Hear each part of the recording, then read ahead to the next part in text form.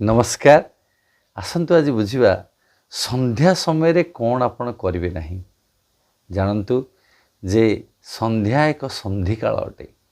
से समय किसी गुरुत्वपूर्ण काम करने दरकार यथा संध्या समय भजन पूजन करने निहाती आवश्यकता किंतु कौन करेंगे नहीं संध्या समय केबे शोइबे नहीं।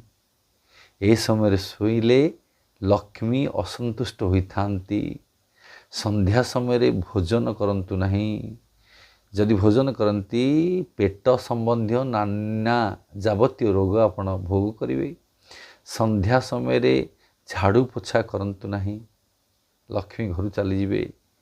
संध्या समय चुटी नख काटंतु नहीं कारण ए समय जदि चुटी नख काटती तेरे दरिद्रता आसी थाए एवं संध्या समय केबे भी सहवास करने उचित नुहे। जदि करती तेबे क्रोधी अहंकारी एवं राक्षस प्रकृतिर पिला आपण जन्म करेंगे एवं ताहा आपण घोर विपद आनी पारे। तेबे ध्यान देवे संध्या समय यही पांचोटी जिनिस केबे करेंगे नहीं। ओम शांति शांति शांति सर्वारिष्ट सुशांतिर भव।